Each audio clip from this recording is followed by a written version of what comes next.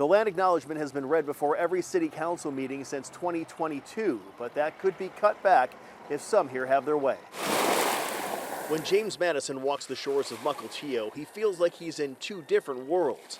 One where his ancestors lived for thousands of years. The other, a world of white people's rules imposed upon his people. Our land was taken from us. They tried to take my culture. This very land is where the Point Elliott Treaty was signed 171 years ago, relegating Native Americans to reservations in exchange for hunting and fishing rights, as settlers tried to systematically erase Native culture. I don't think that anybody can understand that, nor justify it, and know what it feels like generation after generation after generation. We acknowledge the original inhabitants of this area, the Snohomish people. In 2022, still reeling in the wake of the George Floyd uprisings, city council members in Mukilteo agreed to read an acknowledgement of Native rights and America's wrongs before every city council meeting.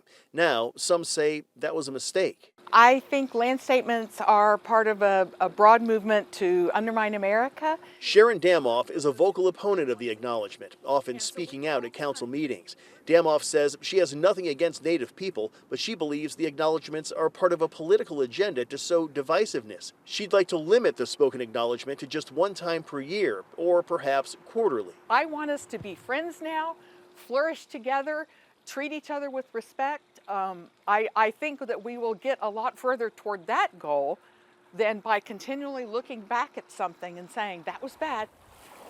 There is no bygones. There is no, let's move on. But for James Madison, restricting the recitation only further divides the two worlds he navigates on a daily basis. It shows respect. It shows empathy.